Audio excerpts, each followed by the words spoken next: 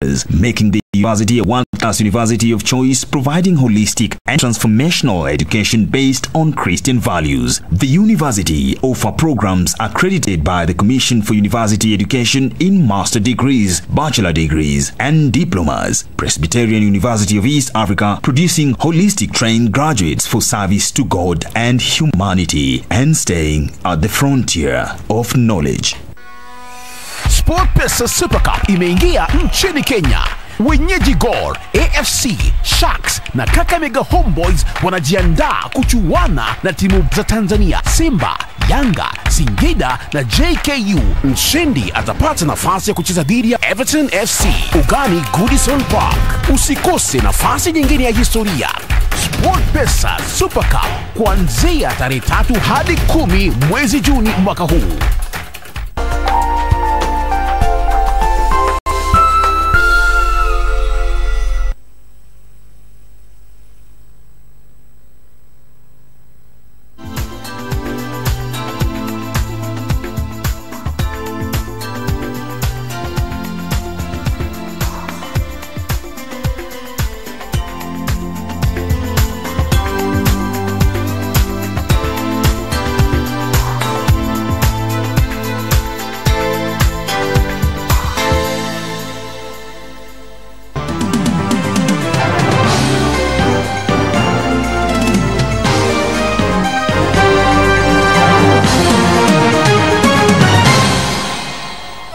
Good evening. The 2018-2019 budget, proposed budget, is at 3.07 trillion shillings. Good evening. This is Business Insight, and tonight we're going to be talking about the budget. What are your expectations? Our SMS line is 22162. You can tweet us at KBC Channel 1, at Ray Manyara, or at Zeda Radido on Twitter. Good evening. I'm Regina Manyara Gital. But before we speak matters business, over to you.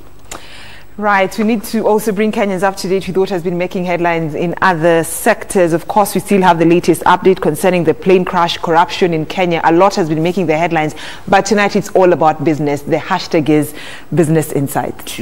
Let's have a look at the news highlights.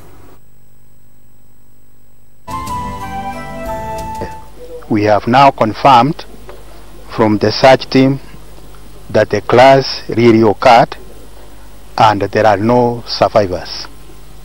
Tragic end. Bodies of the 10 people aboard a plane involved in a crash recovered, ending 48 hours of uncertainty. Missing billions. ESCC on the spot for alleged interference in the Kenya Pipeline Company procurement process. And not out of the woods yet. Moi Girls High School parents demand the transfer of teachers and removal of the matron as rape investigations continue.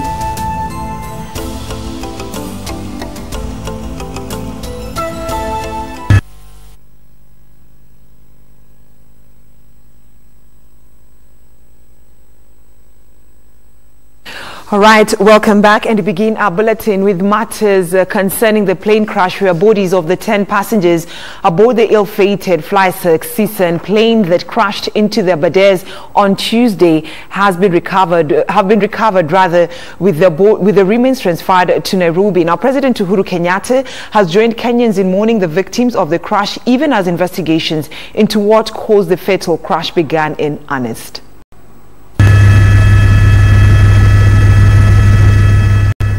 After over 48 hours of scouring through the extensive Aberdare forest in search of the missing Fly-Season plane, the wreckage was finally located early Thursday morning.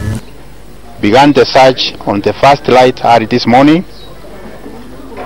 Our aerial search commenced early morning and it yielded positive or good results. We have been able to identify the point or the spot where the aircraft was involved in the accident. And the spot is at the Elephant Summit within the Aberdare Ranges. But hopes of ever finding a survivor from the plane crash were extinguished Thursday afternoon after these revelations from Nyandarua South Deputy County Commissioner Daniel Nyamendi. In the morning we dispatched 2 teams to go to the site where the accident took place, and as of now, the search team arrived at the scene at 12:37 hours, and we have now confirmed from the search team that the crash really occurred and there are no survivors. The 10 occupants, 8 of whom were passengers and 2 crew members, were no more. The multi-agency search and rescue operations quickly turned into a mission to retrieve their remains. The recovery plans to lift the bodies and the wreckage of the aircraft is underway, and we appeal for calm and patience as this exercise progresses. The nation is in grief, with the head of state, President Uhuru Kenyatta, joining Kenyans in mourning the loss. In where he is attending the G7 summit, President Kenyatta said he was deeply saddened to hear of the tragic plane crash, adding that his thoughts and prayers are with the families during this moment of grief. The president said the government will support the families that have lost their loved ones to the crash, even as he promised a full review of the country's procedures in order to understand how the tragedy happened. The ill-fated C-208 aircraft was en route from Kitale in Trans Nzoia County to Nairobi. Eric Biegon reporting for Channel 1 News. Of course, our condolences goes to the families of those who've lost their loved ones during that incident. Now, away from that, and the Ethics and Anti-Corruption Commission is on the spot over its alleged interference with procurement processes at the Kenya Pipeline Company, which has cost the company 18 billion shillings in claim. Now, Kenya Pipeline Company Managing Director Joe Sang told the National Assembly's Energy Committee that ongoing investigations on procurement of hydrant pit valves and laying of 20-inch pipeline had left the company at crossroads with contractors. Senior officials at the Kenya Pipeline Company were before the National Assembly's Energy Committee to set the record straight regarding the purchase of 60 hydrant pit valves at 600 million shillings and laying off the 20-inch pipeline from Mombasa to Nairobi at 4 shillings. MPs sought reasons why the contractors who supplied the hydrant pit valves 3 years ago were yet to be paid the full amount, despite Kenya Pipeline Company receiving and using the items. The Kenya Pipeline Managing Director Joe Sang defending the management of the company, saying they are waiting for EACC to complete investigations on the matter.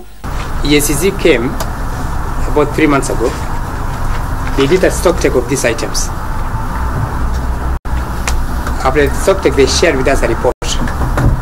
They did confirm that the goods were still in good condition. They wrote to us again on the 18th of March of this year, asking us now to formally use the items. So the position as of today, we've started using those items, but we've not paid the balance of the 60%. The Kenya Pipeline Company has already paid 250 million shillings for the valves, even after the Auditor General pointed out that 43 of the 60 valves were faulty. The Kenya Pipeline team was also put to task over the 20-inch pipeline project from Mombasa to Nairobi.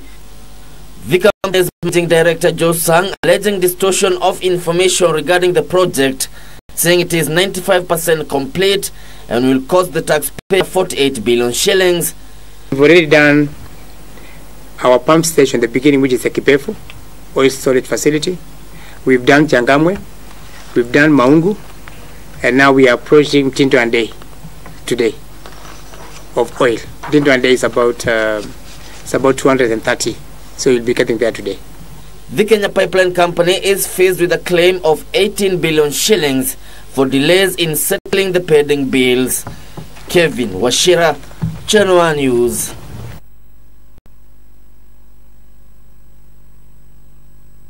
Meanwhile, senators are calling for an extensive audit of all bills owed by county governments.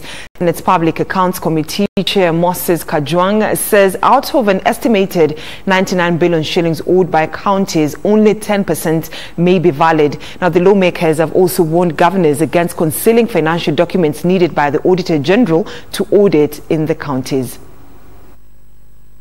Senators have raised concerns that the country may be losing more money in the counties. The Public Accounts Committee alleges a drain of public coffers through inflated or non-existent bills purportedly owed by county governments. And we would probably need to sit as an institution and find a way of auditing those claims against county governments. We could be focusing on national government, and yet the rot is bigger at the county government. On Thursday, Isiolo County Governor Mohamed Kuti appeared before the Senate, where it emerged that his administration inherited some suspicious bills from the previous regime, running into hundreds of millions of shillings. Why such a huge discrepancies on payable? People just slotting in payment from goods not delivered. Can you verify whether these goods were delivered or not delivered? Each pending bill will be written, and it will be against the deficiencies in, and then a verdict of whether it is payable or not payable, and on those grounds. Kuti said his administration had contracted the services of external auditors to help the county sift through pending bills. I will seek the patience of the committee so that this report comes out, and then we could be able to give very definite answers, Mr. Chairman.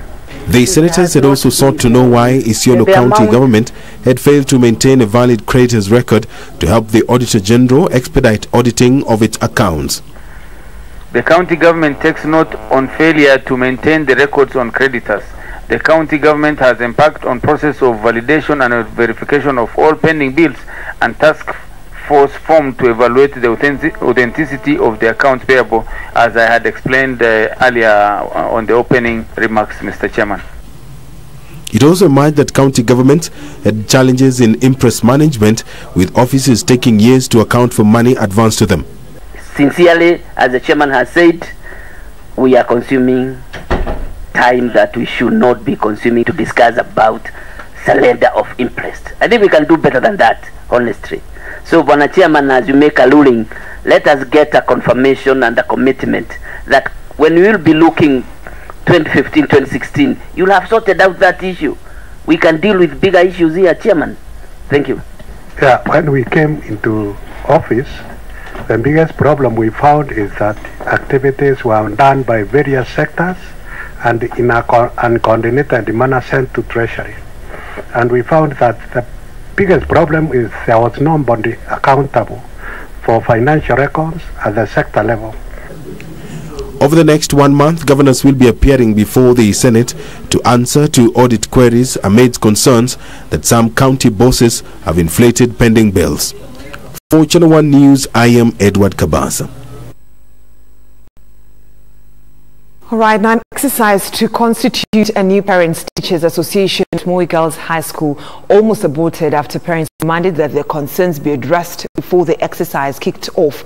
Among the demands by the parents include the transfer of teachers, removal of the school matron, a change of the current security firm manning the school, as well as finding of investigations into last year's fire incident that left at least 10 students dead. Thursday morning, and parents whose children's school at Moi Girls High School were here with one mission to select new members of the Parents Teachers Association after Education Cabinet Secretary Amina Mohammed dissolved the school's PTA and Board of Management following rape allegations. The meeting that brought close to 1,000 parents threatening to get out of hand following disagreements between parents and the school's administration. The best solution ingekuwa tuambiwe ya kwamba vile perimeter itajengwa kwanza ndio watoto wetu warudi. The parents demanding that their list of demands be addressed before the exercise kicked off. So I will urge Teacher Service Commission at least to make sure that they revive the code of regulation in making sure that they don't ask or have teachers overstaying in certain schools unless a few are favored and others are not moved in any case. Let us have an open door policy and a transparent policy, and I can assure you, we as the parents, we will give you more support than you need. If the matron was responsible for that, in the first place, that was the first person who should have gone. The parents accusing the administration of an attempt to cover up the rape incident. Is it really true that two hospitals did different tests? And if so, why and what happened? Last year's incident, where 10 students lost their lives following a fire incident, coming back to haunt the school's administration. And I would like to ask, last year when the fire broke in this school, we were told that the person who was involved is going to be brought to book. It is now 9 months down the line. Is it 9 months? Have you heard who burned our girls? Have you heard what happened? And we have been told that life has to continue. And remember, parents are hurting. We cannot go to another case and we don't know the result of the other one. We need the fire report today. It took the intervention of Education Chief Administration Secretary Simon Kachapin to cool the tempers and allow the formation of new Parents Teachers Association.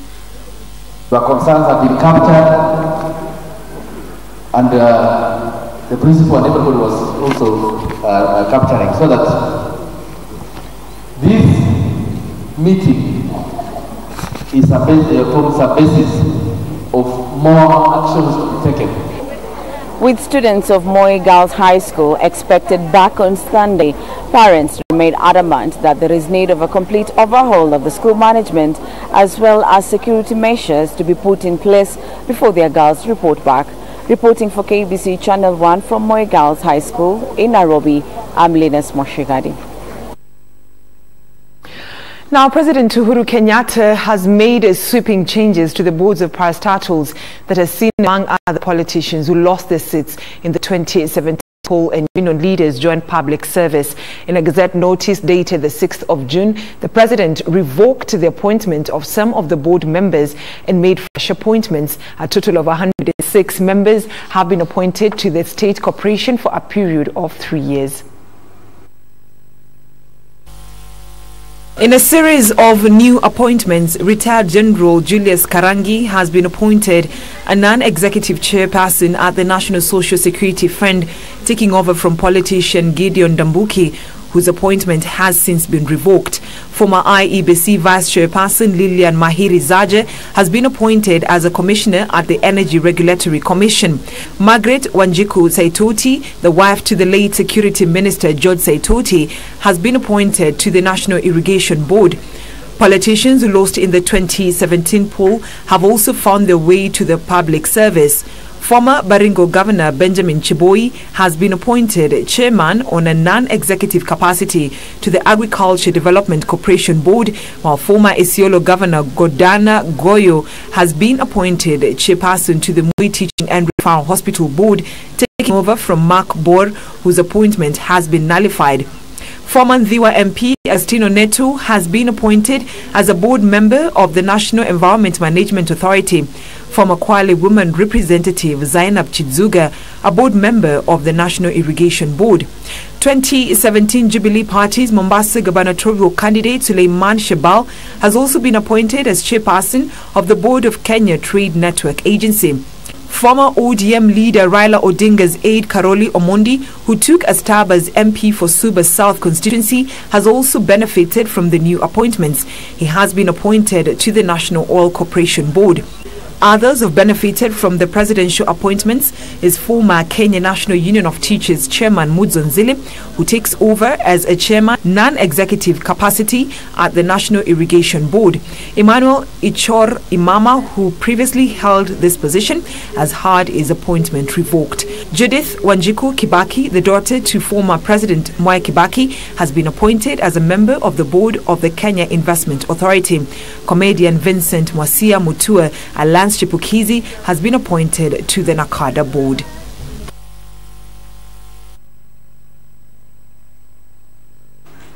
All right, to the scales of justice, where Ethics and Anti-Corruption Commission want former Transport Cabinet Secretary Engineer Michael Kamau charged afresh in regards to the 33 million shillings tender fraud.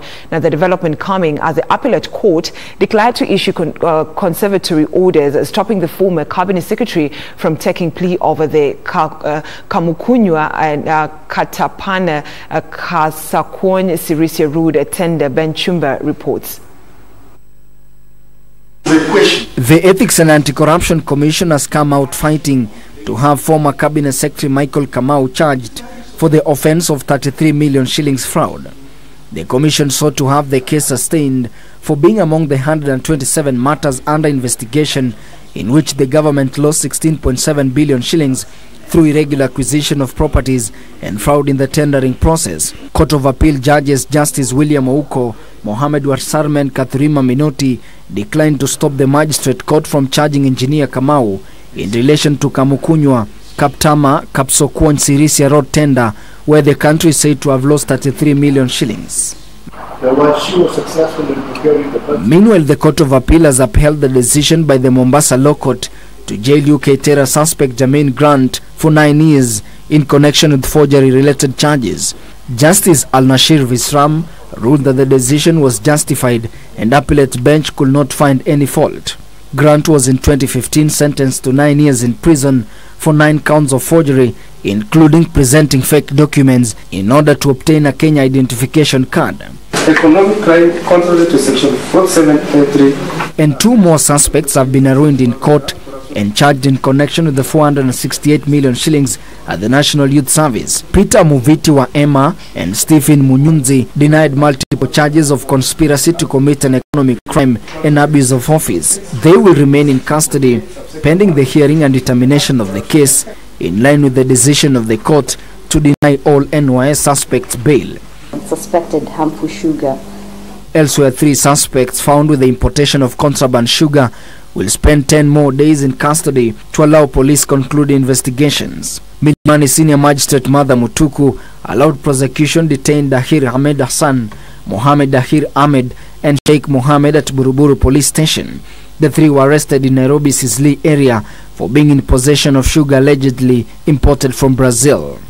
While in Kakamega, the court has found 4 members of the Bungoma Tender Committee guilty of the procurement of wheelbarrows at a cost of over 100,000 shillings each. The court ruled that the 4, despite a public uproar, went ahead and purchased the wheelbarrows at inflated costs. Kakamega Chief Magistrate directed the bond, which had been placed by the 4, be forfeited to the state and they be remanded to wait their conviction on Monday next week. It is my finding that the prosecution has proved both counts against all the said accused persons beyond reasonable doubt, and I do find them guilty as charged and convict them accordingly. Ben Chumba reporting for Scales of Justice. All right, that story by Ben Chumba takes us to a fast commercial break. As I take a short breather to pave way for my colleague Regina Manyara gets ours up next with business.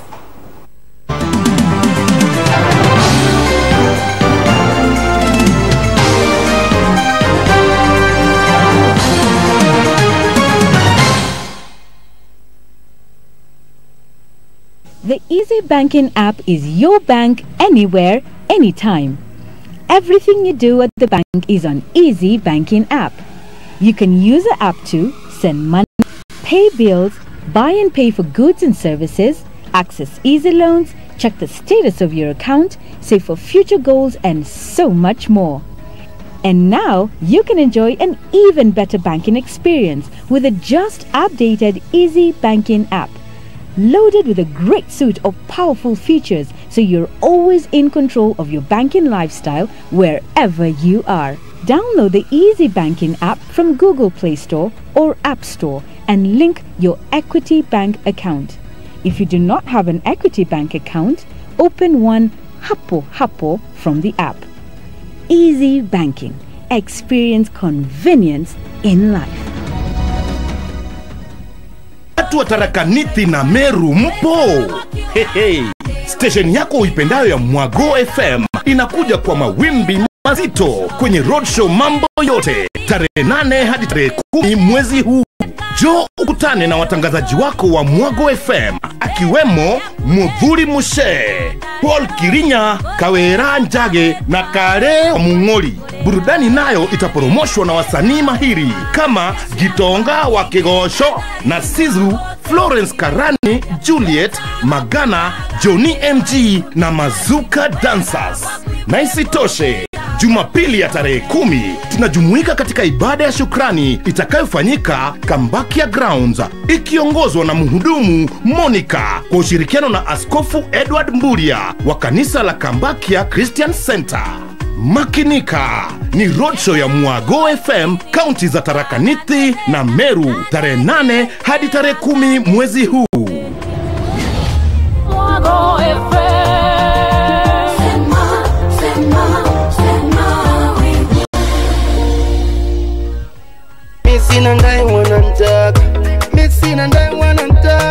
Wanasema penzi ni tamu, mbona unaleta tabu? Sina tena kazi na tambu, au sio?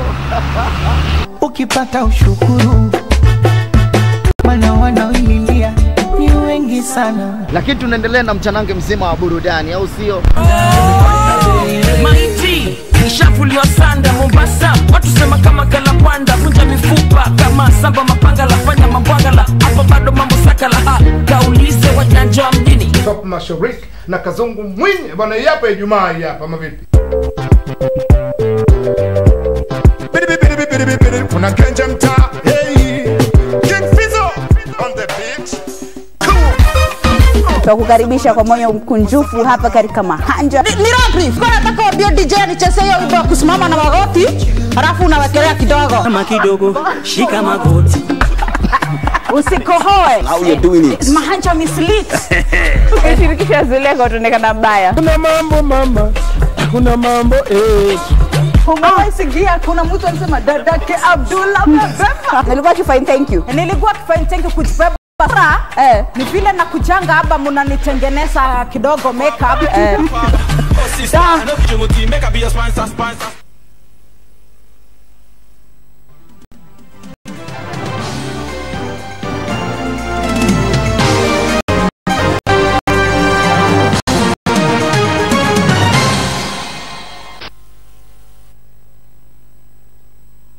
Good evening. If you're tuning in, this is Business Insight and I'm Regina Manyara Guitar. In not too long, we're going to be talking about matters budget 2018-2019 and we'd like to know what are your expectations for this year's budget.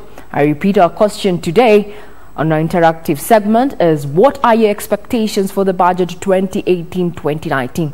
You can SMS us at 22162. You can tweet me at Ray Manyara, at KBC Channel 1 or at Zeda Rodido and join in the conversation. Now, off to stories that are making headlines in the business circles is about 300 remote villages in 14 counties will be the first recipients of fully installed digital television sets that would be installed in households or social places in plans to increase uptake of digital television. The two-phase project will benefit 16,000 households and 2,400 public institutions in 800 villages spread across Kenya is being implemented by the ICT Ministry, the Chinese government and pay TV firm Star Times. ICT Cabinet Secretary Joe Mushara says the project, which is slated to be completed in October, will be crucial in bridging the existing information gap, especially in remote rural areas. Since completing the transition from analog to digital TV terrestrial signal broadcasting in early 2015, most households, especially in remote areas, are yet to benefit from the digital dividends, thus missing out on information access. 10,000 Villages Digital Television Project initiated by the Chinese government for Africa has now kicked off with 800 villages in Kenya set to benefit. We have confidence that by October this year, the lives of more than 100,000 Kenyans will have been transformed by this project. And I think that's just the tip of the iceberg because we believe that this project is going to lead to many more. I'm glad to see that the preliminary works has been carried out successfully with close cooperation between our two sites. The national training of technicians and the service staff for 300 villages is completed, paving the way for the upcoming technical training at regional level. And there you go! Round of applause. 16,000 households in 322 wards in all the 47 counties will be given a satellite dish, HD decoder, including free installation and TV sets, while 2,400 public institutions will be connected with satellite projector TV system. The teams that have been created have gone around the country. They've investigated where we are going to be setting up these villages. So it's our intention to see more than 100% coverage of digital terrestrial services across the country, complementing the many other services that we are also pushing forward with the KBC, Signet and StarTimes, who are the signal distributors in the country. Of the total amount, 428.2 million shillings will be spent on acquisition of satellite television systems and another 414.5 million shillings to be spent in training 1,600 technicians and implementation of the project. As an implementation company, StarTimes, we trust we have enough confidence to achieve this project under the October. To further boost broadcast access in far-flung areas, Moshiru says the ICT Ministry will hold talks with broadcasters on implementation of the Universal Service Fund. We have a session with them soon. They have a new media owners team that has been set up. We've scheduled to speak with them, and I think as soon as they are ready, we'll be able to see how we can incorporate them. The first phase of the free TV project targeting 300 villages will be concluded in August, while phase 2 targeting 500 villages will be concluded this October. Ronald Willie, Business Insight.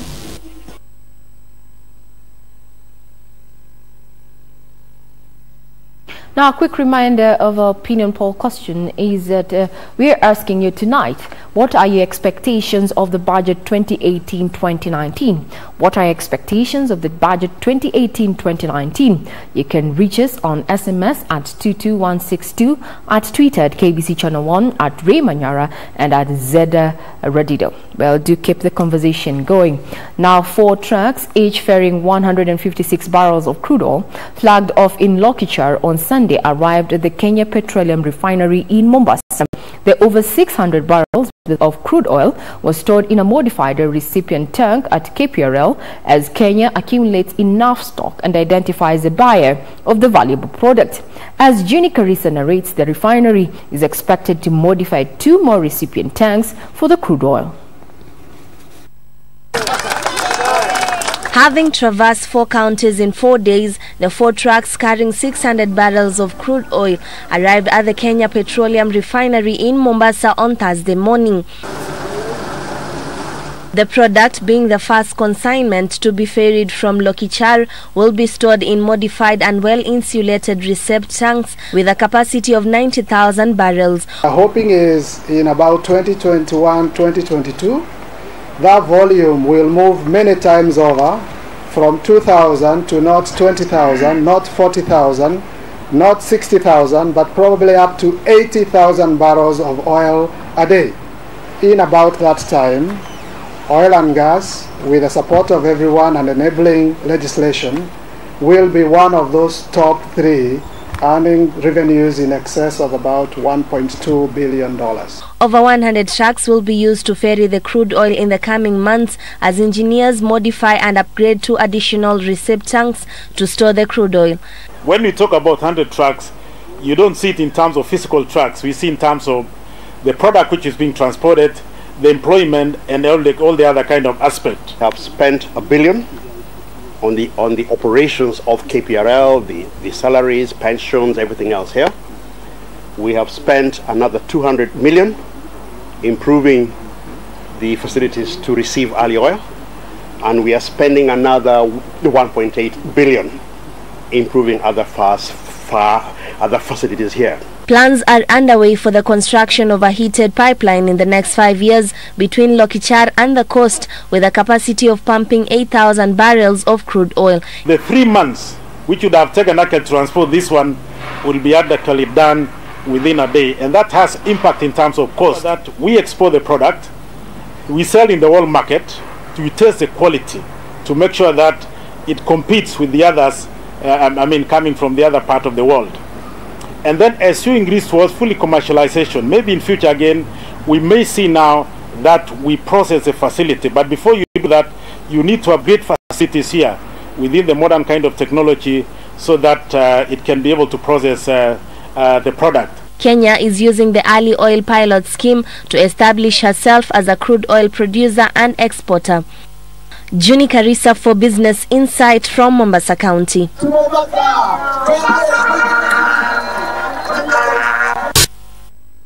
We have begun the oil production journey. Now to why Kenya is an ideal tourist destination.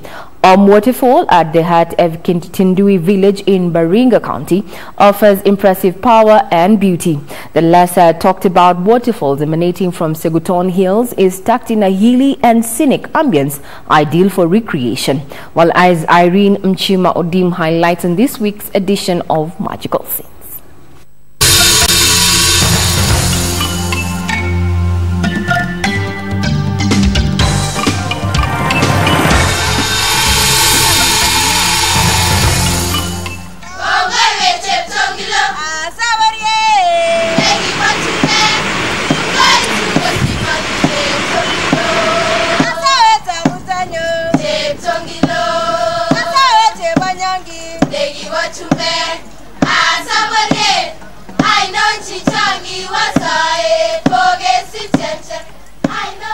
Baringo County, dubbed the land of 1,000 views, is surrounded by awe-inspiring views, Rift Valley terrains and escarpments blended with a thick forest cover.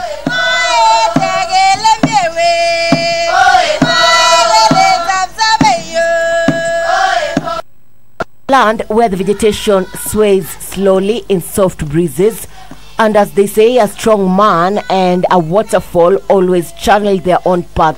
So is the case for Ome Waterfall in Kitindui village of Baringo County.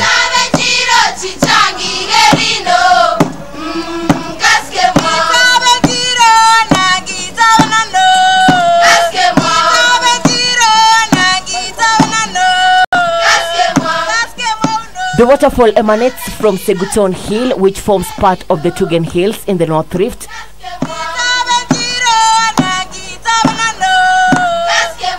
Tugen Hills experience fairly good rains, which combine well with the fertile soil here to offer home for several animals and plant varieties in the region.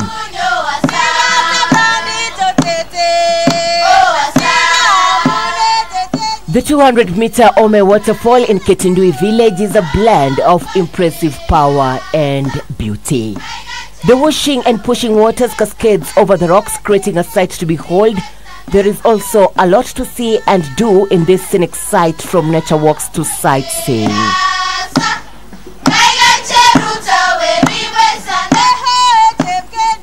Ome waterfall, it's within Ome River, channeling its waters to Kerio River, but within Ome Valley. Across the escarpment is Elgeyo Marakwet escarpment. Has a number of unique features. Apart from the waterfall is the Ome Valley, 13 kilometers in length downstairs. Then many ridges. We got the hanging rocks called Kwaingongon. We got the fault lines, very good for educational tourism, which is geographical features. We've got unique or what we call indigenous trees down there, unique fauna and flora. We've got amazing number of wildlife, baboons, gazelles, rock hyraxes, pythons, snakes, name it. So it's a very beautiful feature within Baringo.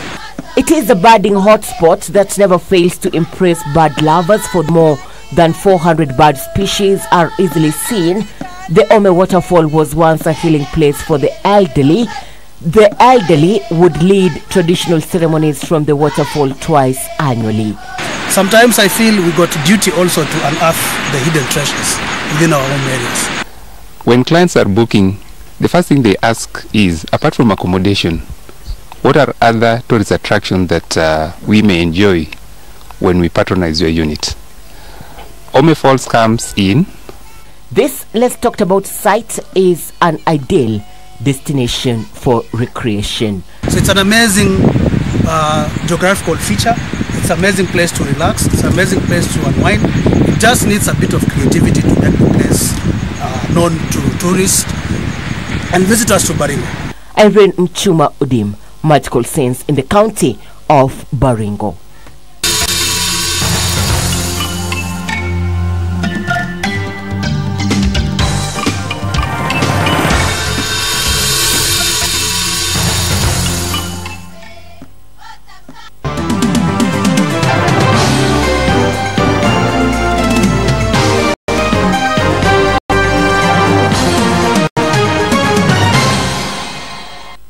Evening once again. If you're tuning in, this is Business Insight, and as we had alluded to earlier, tonight we're going to be talking matters budget 2018-2019. We have a 3.07 trillion shillings proposed budget that is going to be read out sometime next week. Now just let us have an overview of some of the breakdown as it is. We have 1.67 trillion shillings for the national government, 372.74 billion shillings to the counties, 962.56 billion shillings for consolidated fund, 42.55 billion shillings for Parliament, 17.77 billions for the judiciary, and we can look at the breakdown.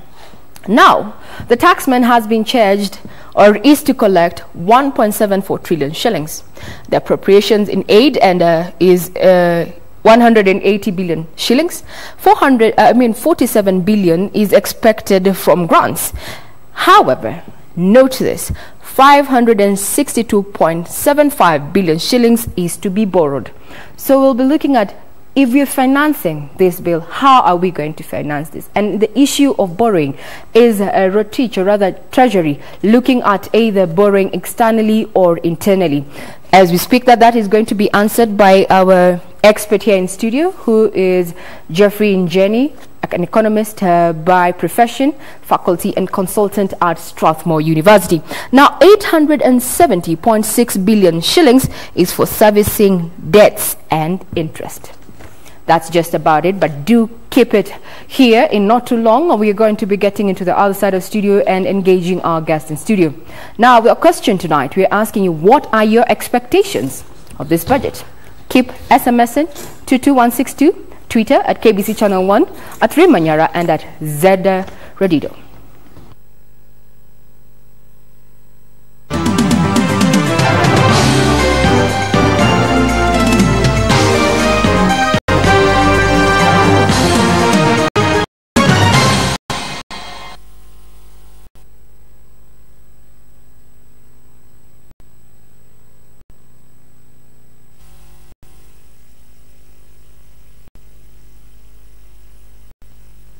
It is big and banging, more than thunder.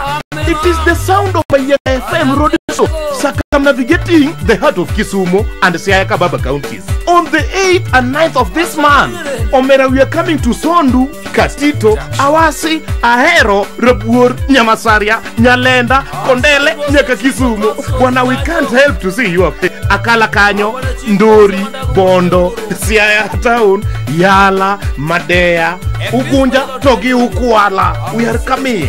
Come and meet your favorite Mayenga FM presenters and enjoy the Luo musical beats at Swimingo. Don't. You can miss a flight to America. That is understandable. But you cannot miss Mayenga FM road show, Siaya and Kisumu on the 8th and 9th of this month. Don't. Mayenga FM. Omera Maito Maharwa. I have a dream.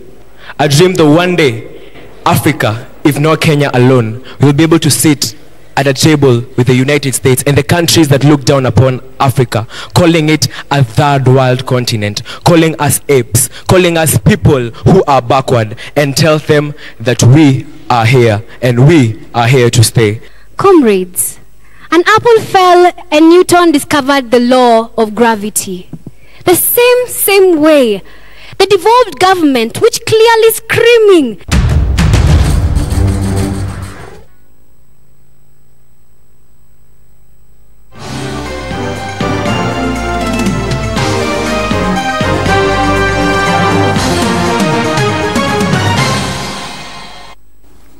What are your expectations of the budget 2018-2019? Tonight we're speaking about matters of budget, the financing and the issue of debt, and if the Big Four, how the Big Four agenda fits all into this fiscal policy paper. Joining us on studio is an economist by profession, Mr. Jeffrey Injani. Welcome. Thank you very much. So first, a 3.07 trillion shillings budget. Quite a mouthful. Yes. Quite a large sum. Let's go down to financing of it. And we're saying that KRA has been charged, or rather is going to collect 1.74 trillion shillings. The taxman has always been missing its targets. So what do you think, what tact is Rotich and his team going to apply to ensure that they actually get this money? Well, if we look at the revised income tax, I think if you are a bit optimistic and then you're able to raise the 1.7, and then you also look at borrowing, maybe the appropriation in aid, what each ministry is supposed to raise on its own, then given some few grants, you probably will raise about 2.5 trillion, and then that's why you're left with about 560 billion to be financed. That's what they're calling the deficit. And here I think, looking at the past trends, it will be easy for the government to raise that money, maybe in terms of another Eurobond, or raising that in terms of maybe local borrowing and even from foreign borrowing. But I think the main concern then will be, don't forget that there's also about 860 billion that has been set aside to finance or to pay back the debts there. The debts and so interest. Yeah, so what will happen then is that if the government is not able to raise the 1.7 trillion from the taxes, then probably you'll have again another a bigger deficit there. So my take will be, the government has to look at a way of reducing that 3 trillion, because I don't think the economy is yet ready to have that kind of expenditure. Yeah. Now let's now go bit by bit. Yes. The taxman has been charged with 1.74 trillion, and we've seen history repeat itself, always missing a target. And actually statistics show that for the 2018-2019 fiscal year, it's expected to stagnate at 19.6 of GDP in terms of its collection. Yeah. So does it mean, I remember when they launched into the iTax, it was meant to bring in and ensure more taxes, more revenue is collected. What does that say about the system? Is it the system or the way we actually conduct revenue collection? Well, I think if you're looking at the past 3, 4, 5 years in terms of raising taxes for the government, there are several issues. Either a number of people are not filing their returns, despite the fact that you have iTax in place, and of course that's why you saw recently KRA is trying to has hired a number of people to kind of look for these missing traders and people who are filing nil returns. Well, that will actually may help a bit to get some more people on board, but you also have to bear in mind that in terms of raising taxes, it's not always that people evade taxes. Sometimes it's just that people cannot pay taxes.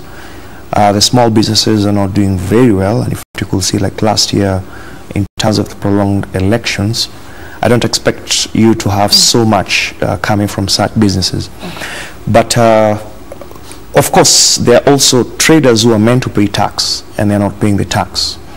So in that case, one step will be, you can still work on strengthening the tax and revenue collection system, but then the next thing will be, are the businesses able to pay the tax? Yeah, so can they still pay the tax despite the fact that they're all on board? So that's something else again, which could be a different ballgame.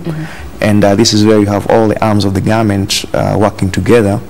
For example, central bank trying to control the macroeconomic factors to make sure that businesses are doing well, and therefore they are able to pay the tax. Now you've mentioned something about the the review of the Kenya Income Tax Code. Yeah. Well, there are proponents of saying that they increase the tax base to include the informal sector instead of widening the tax bracket. What is your take? Let's first of the informal sector. Yeah, you see, the fact is the Kenyan economy is largely driven by the small and medium and Juakali sector. And for quite a while we've been surviving on the big companies and the people who are employed to pay taxes. And if you look at the small businesses with their small struggles, probably you'll find that they'll find ways of either not paying tax, or if they want to pay tax, they will still not be able to afford. Now, probably what you have then to do is you will need to think very carefully about the different approaches you're using to collect taxes. So the first thing then will be, is everybody who's meant to pay tax on board? And that's where you improve and try to widen your net and have everybody in place. Now, the next thing then will be, if everybody who's meant to pay tax is on board, then can we check the compliance level? Why are people still opting to file, say, for example, nil returns? Because there could be a problem with that. And even if you're able to pay the tax, can you still talk about that tax being enough to support maybe your current kind of expenditures? Because again, you have to realize that you know, if you're employed and you're earning a salary amount of X, but your lifestyle is so huge, despite the fact that you may want to increase some of your revenue streams, that can also be questioned. So sometimes it's not just an issue of bringing everybody on board. You can have everybody on board, but people will now tell you, sorry, I can't pay tax. I can't afford. So what are you saying? Are you supporting the widening of the tax base to rope in the informal sector, given that currently the informal sector contributes almost 35% to the GDP? Yes. Do we then need to redefine who falls into the category of the informal sector? Because currently as it stands, this is a business or a person who makes close to 5 million per year. That means 450 per month, 150 in profit. That doesn't certainly fit Mama Mboga that we're trying to empower. Yeah, and that's why I've just mentioned here that a very good system is one that identifies all potential taxpayers. That is the first step. Then the next step is to identify the ability of these people to pay tax. So it's good to know, probably even churches, who can pay tax. That's a very good step forward. Then the next thing then will be, can you pay this tax? And that is why for such small and medium-sized entities, you will then have to design some form of tax that does not hurt their business, but you can still get something little from them. So that in a way you support what they're doing. In fact, I've seen people who say that if you're doing a harambe, even the poorest of them all is ready to give something small because that is their ability to do that. We look at it as a harambe. Now let us look at the role. What role should the counties actually play in revenue collection? Yeah, of course. You see, the good thing with devolution is that you're able to serve or provide services to the people at the closest possible level. That also means that in a way you can be able to identify these potential taxpayers. So for example, people who are running the small businesses. In this case, you can be able to reach out to everybody. As you provide the service, you're also able to identify who can pay tax. So that, in a way, counties can help with the data and knowing how many people, how economic empowered we are. And in that case, I think if you're looking at counties raising their own revenues, in a way then you may have to reduce the amounts you allocate to the counties in some way, because at the moment counties are relying a lot on the central government, and that also, you know, increasing the amount of expenditures there. But if the counties are able to identify the people who can pay taxes at the local level, but again, do it in a way that is, it's easy to raise revenue from somebody you're also giving good service. So, yeah. Well, that is that. Now, from where you sit, just in an overview, do you think we're going to have sin tax increase? This is usually a soft spot whenever we're talking about budgeting to raise more revenue. Okay. Is that going to be touched this likely? Yeah, you see, like I also explained, when you look at the different types of taxes, the PAYE, excess tax, the custom duties, and all those taxes, you'll also have to remember that there's a limit to which they can actually operate. So, for example, if you're talking about taxing beer, cigarettes, the GSs and others, the problem that you'll have is that if you put in too much tax on beer, what people will do is they'll resolve to go to their cheap ones. So in that case, you still miss the intended effect. But I think if you ask me, actually, sin tax is not supposed to be used as a major source of revenue for the government, but rather is to discourage certain habits. So in that case, we don't use sin tax as our source of revenue because it will collapse on us. So in this case, let's encourage people to do, let's say if you don't want to have many cancer patients, then discourage people from smoking cigarettes, but don't put in tax there so that you try to collect more money there, because that will have a negative effect. Now, we can't talk about the budget and not look at, if you're talking about financing, now let us look at the debt. And I think, should we be worried? I remember this is a question that we were asking. If this deficit, the 560 point something billion shillings deficit, where most likely is Treasury going to be seeking? Is it external or internal? And what will be the repercussions? Well, at the moment, when Treasury is trying to raise the monies, especially from the central bank's perspective, you remember that this time they floated the Eurobond. Probably you had so many banks also applying for the money, and that was easy. And that was because from the bank's perspective, if you cap the interest rates, all right, so it means that the banks cannot lend to other people at a higher rate, but also you have other people having more risk. So in this case, if the bank, if the government decides to borrow more money from wananchi and all that, the government will still easily raise that, because even the banks and other lenders will lend the government because the government is a low risk kind of borrower. So you are advocating for us to look at internally. You can borrow that internally, but also don't forget that you also have a lot of foreign investors who are interested with lending the government. So in this case, I doubt whether the government cannot be able to raise the monies, but what my concern will then be is, to what use are we putting this debt here? Because don't forget that every little thing that you borrow, you'll have to pay back at an interest. So don't borrow 1 shilling and then you're paying back 1 shilling and say 20 cents, but then we cannot see the effect of that. So the idea then is that over the next or in the midterm, we must look at a way of reducing our borrowing, because already now we are spending more than about 860 billion having to pay back these debts. Now, this budget has been tailored to support the Big Four agenda. Yes. Apart from the Big Four agenda, the manufacturing, the value addition in agriculture and health, which other areas are likely to benefit more, or these 5 are going to generate development across board?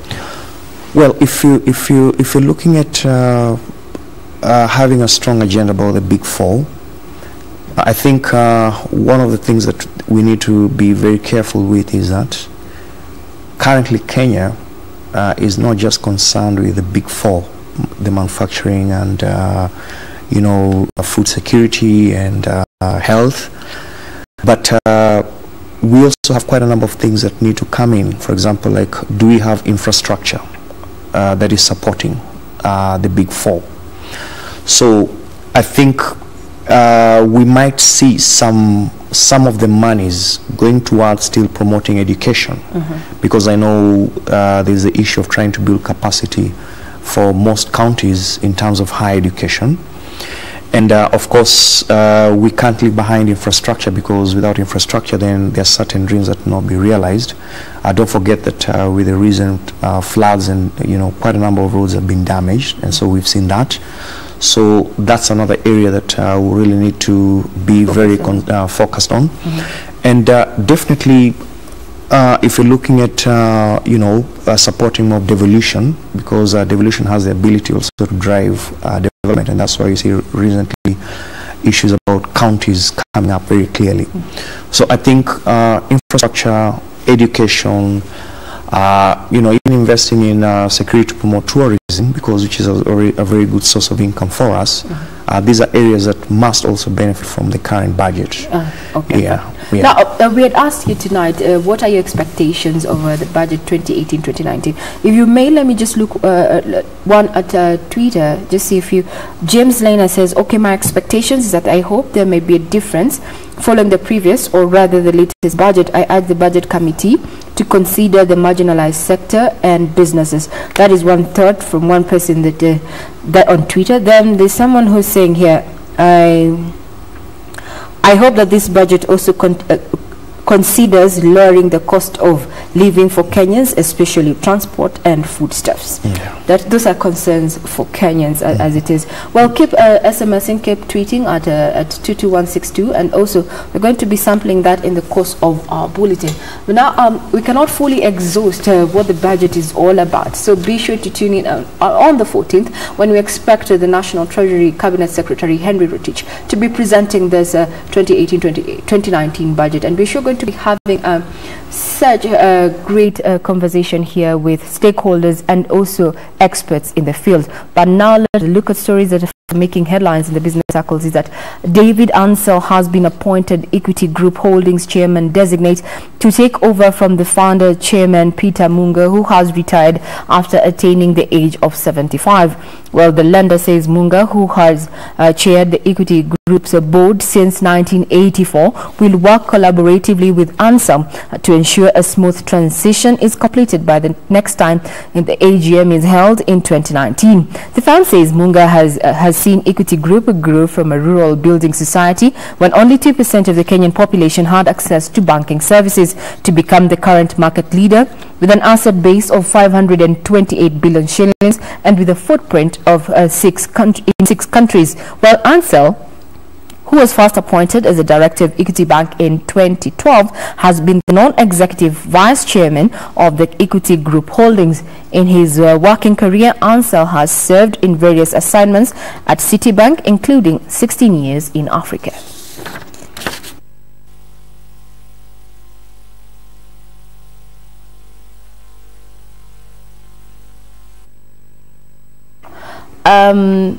We have been talking about matters budget, and allow me not to release my guest without him answering the question. What are your expectations for the budget 2018-2019? Well, like I've said again, I think the government's focus now is on the big four, but I also expect the government also to bear in mind that the economy is just coming from election and some bit of issues that came up with the election. But I believe that in addition to the big four, infrastructure will be very important. Possibly expect the government to think about controlling their recurrent expenditures, especially the wage bill. I think that's something that may need to be addressed in some context. And of course, I will also expect the county governments to get some bit of support, although that budget will really have to bear in mind that there are a lot of challenges ahead. Yeah, with that. Very well said. That has been our guest tonight here in studio, Mr. Geoffrey Njeni, who is an economist by profession, a faculty and consultant of Strathmore University. Now, gold mining activities date back to the pre-colonial era. Nyatike in Migori County is home to the historical Makalda mines, and despite having significant deposits of the precious metal, gold mining activities have not come without a price. Well, I spent almost a week down there in Nyatike County, and this is the miners' report.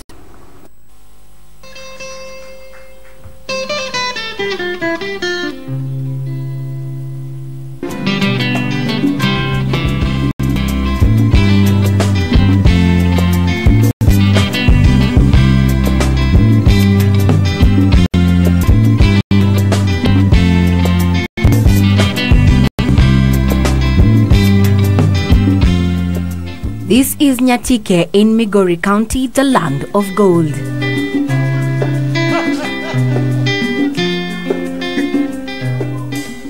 Peter is preparing to head to the mines.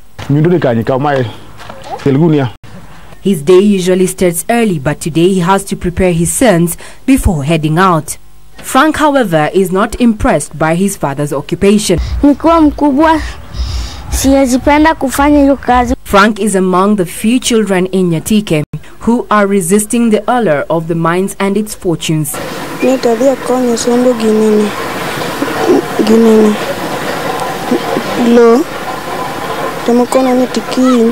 In Kenya, right away now, we have the child labor law, whereby children under 18 years are not supposed to be getting involved in these mining activities. But in our area here, you find them, they're just involving themselves in mining.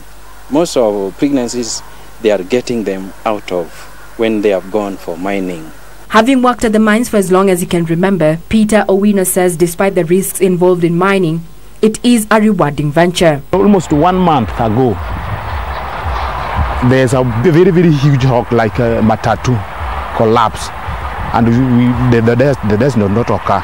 We only remove it, the person, and we took it to the hospital.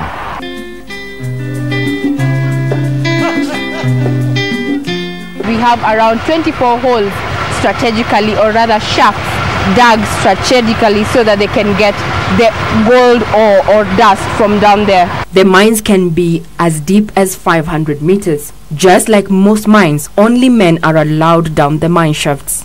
Armed with a torch, circ, chisel and hammer, we descend into the mine. It is dark and the makeshift lights here offer little to light the way.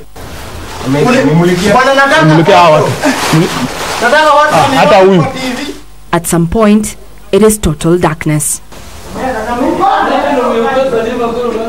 The farther we descend, the terrain becomes rough and the underground water doesn't make it any easier. The miners have a generator to pump the water out, but during the rainy season, it's an exercise in futility. Saizi nitakofika 50 is kuuza 1 gram, kupata 1 gram, utauza 3,200. At 400 meters down the mine, breathing becomes difficult.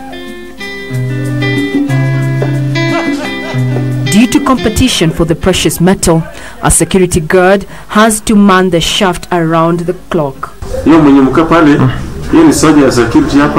This is gold. When we shine our light, the gold reflects. However, we learn that this piece of rock has been here for a while now, simply because these miners do not have the equipment to carve it out or even crush it. It is time now to turn back, but not empty-handed. Peter's colleagues have to carry gold rock and dust up the shaft. On the ground, it is a beehive of activities as middlemen, who are often women, clamor to buy the rocks. The miner sets the price of the rocks and dust with a 50-kilogram sack, fetching up to 3,000 shillings. After purchasing the rock, it is then crushed to dust. But there are those who cannot afford to pay the machine crushing charges and they have to rely on manual crushers.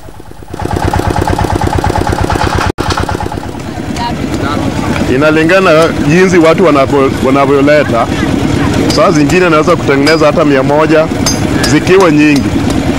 Lakini zikiwa wachache naweza kutengeneza hata 50 kwa siku. The next procedure is washing, which is locally referred to as amarula making.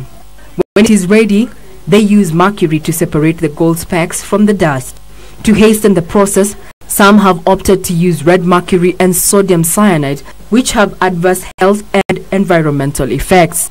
We decided to go to Mikei water pan that serves over 3,000 households, and Mikei is in an area where mining activities are quite rampant.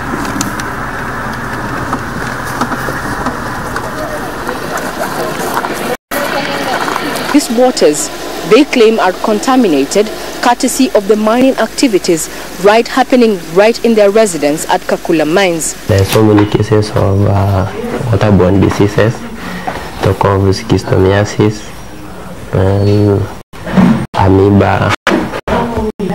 the effect of those minerals will automatically be absorbed by the plants we are planting here.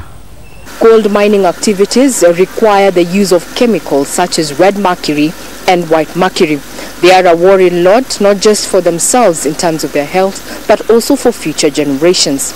Mama Dolly is lucky today her investment has paid off and heads off to find a middleman to purchase her scoop. Gold is purified by fire and weighed to ascertain its value. I will collect 10 grams, if more than. Nitachomwa tena huko na huko ni bei yake huko ni shilingi 3,400. Trouble is brewing as local miners oppose the presence and participation of foreigners in mining activities. For example, there is Chinese who have invaded the county, especially in Nyatike area. But even if you try to look, how far can a Chinese come all the way from China to Nyatike at the bush without being identified with any of the authorities? You question. What you see behind me are the remains of an excavator belonging to Liliang Chinese company.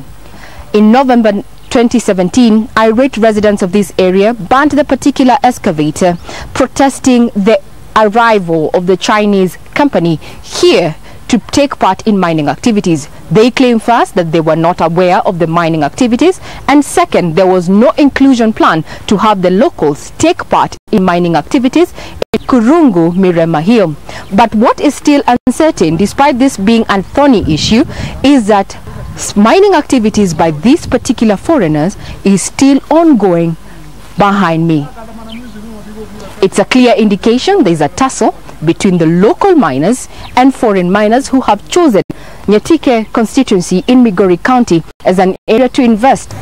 Unajua wao wenyewe wakati wanachanganya hizi chemical hawataki muone. Hata kuna hii ndege wakikaa huko ndani wanakufa. Wakati wa kuchanganya zile madawa hawataki mufike karibu. Sasa nyinyi kuchanganya wao wanachanganya wanamuaga ndani wanaambia muende kuchanganya ile sasa ile mchanga. These people never have a chemical. My friend, this is true. Everybody know. Okay. In May, 7 miners lost their lives after the mining shaft they were working in collapsed.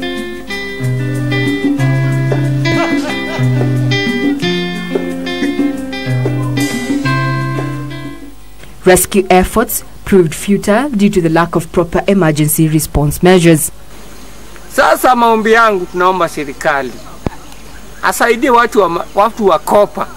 Sikuchukua milima, asaidie watu wa kopa ili tupate suluhisho ya kupata hii mali, kwa sababu hapa Nyatike hatulimi, kwa sababu tukilima na ungua. I know how people are working in a very dangerous situation in this area, but our people are living and surviving because of this work here. So what we want from the government is support on how they can make it even better. Stakeholders are calling for speedy implementation of the Mining Act 2016 to ensure safety and social development of local miners. The Kenyan government saw well that they are coming up with good policies. Now we have the Mining Act 2016. We have regulations in progress which is coming up. I know with the time, maybe sooner or later, maybe I know by the end of this year, sometimes we will have them, all of them in place, which is going to influence and inform the mining activity and how best practices can be worked around the mining. So our humble request has been we be assisted by the government so that we can get equipped, so that we can do it in a level that can help us sustain our living. Middlemen, these are people are buying gold from us. They are really misusing us, because when we come out with the gold, their price is very low. Sometimes, for example, now 1 gram is 300 shillings, 3,000. But there, when they are going there to sell, they are almost 400 or something about. Despite the glaring risks for Peter and his counterparts, gold mining is life.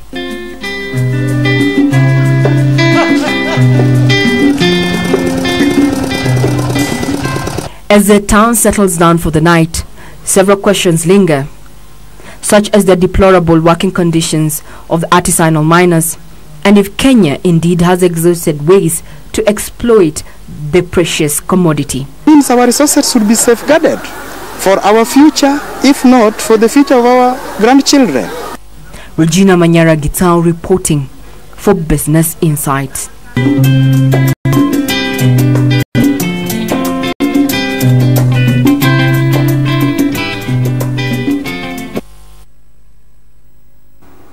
Well, let's just say I got to see the process, and it was not a task that for the faint-hearted. Those men really use, not only just they risk their lives every day in the gold mining sector, and we hope that the new Mining Act 2016 is going to put into consideration that the struggles that artisanal miners, not only in Nyatike but also in the country at large, go through.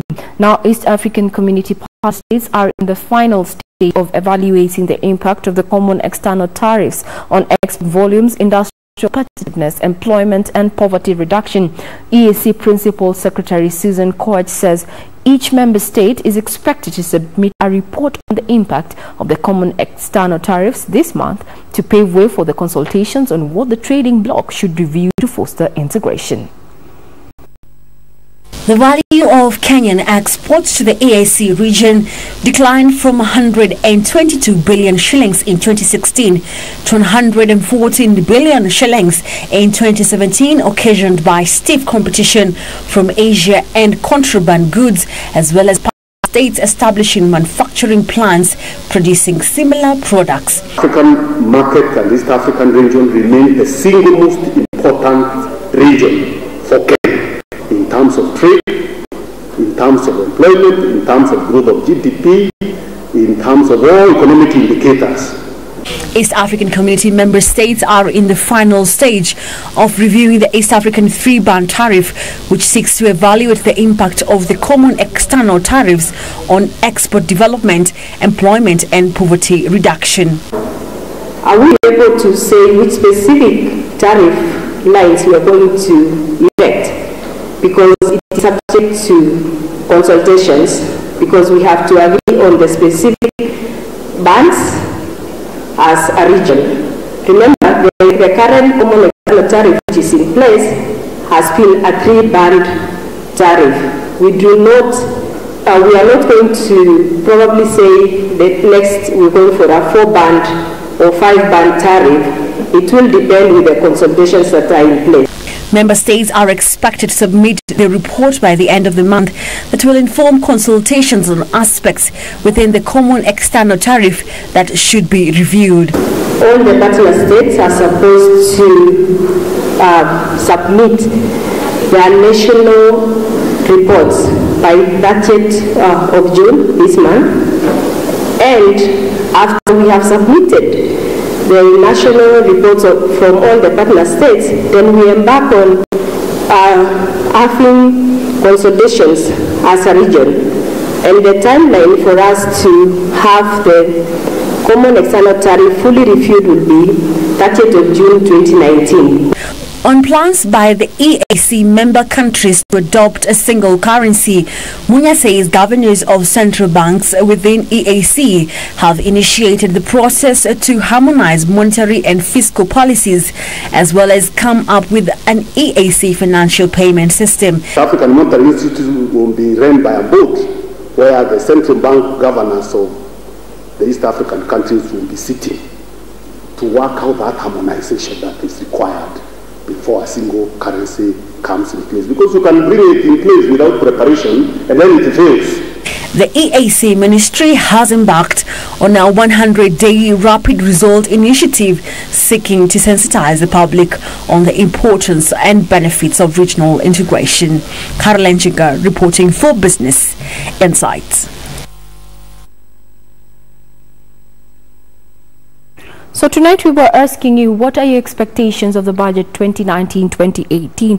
I mean 2018-2019, and let's just sample what you're saying. Someone says, hello, I'm Patrick from Kiambu. I expect to see that a serious drop in LPG gas prices to save our forests and the drop in the cost of power to fuel industrial development and to bring in more Kenyans to better living standards. Then someone else, you didn't tell us where you're texting us from or even your name.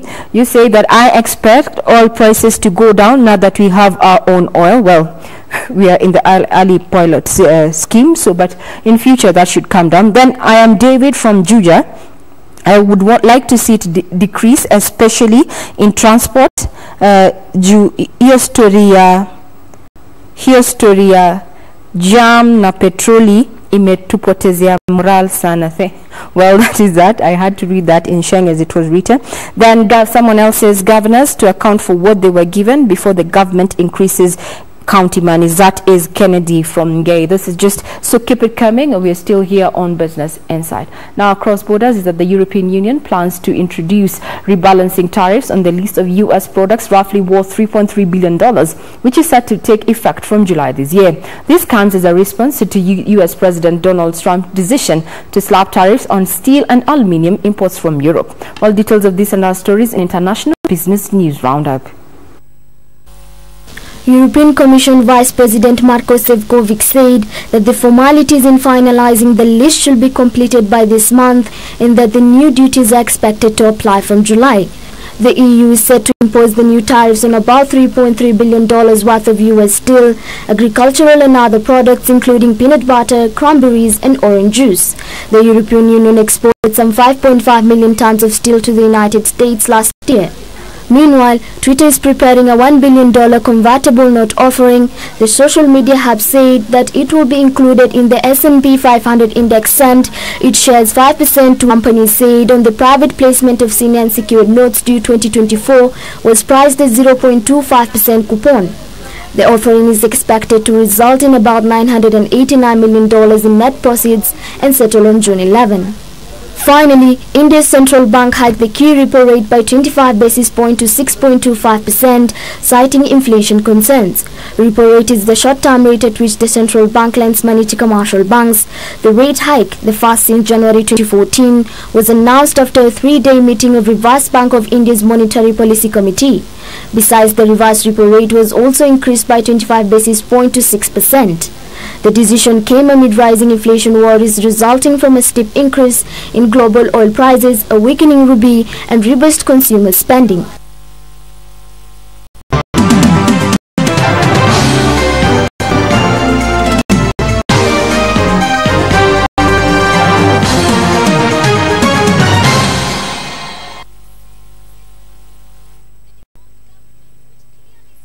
I'ma go out fighting. Did he have to die? You really will never be able to understand. Najua Kenya alifanya si poa kukidnap Tiffany, but alikuwa anataka tuniachiliwe. Kamau, this determination of yours will take you very far. Never. No kinyo kamenya ate uradiru na mundu we na merigo. Sometimes I feel like you don't give me the chance to actually prove myself. This life will not give you what you want to get while you are lying in your bed and craving for things. You have to go for it and forcefully do it. Jill, are you alright? Not while you're breathing. Zach was released to go home. His town welcomed him in the streets. I couldn't believe it. I broke down when we drove through him because there was people out there with signs saying, "We love you, Zach." He says, "How am I going to thank all these people?" They can play so well, they inspire you to give up. They don't inspire you to play because they're so good. You be like, "Oh, when am I going to get there?" And I said to God, so I had this question going on over my mind. And I remember spending time with God, and I remember saying to God, if I must play at all, then I must play like David played, and something would happen in people's life.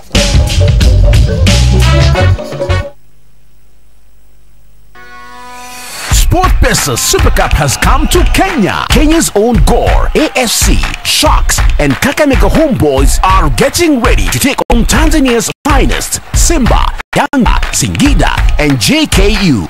The champion will face one of EPL greats, Everton FC at Goodison Park. Don't miss another moment of football history. SportPesa Super Cup from the 3rd to 10th of June. Ile challenge nilikuwa napata kwa shule ni kupigwa, nilikuwa napigwa sana na wengine.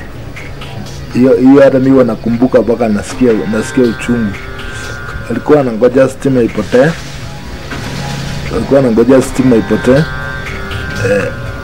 Wanatunyorosha. They took me to X-ray. They found out that I had all those broken limbs.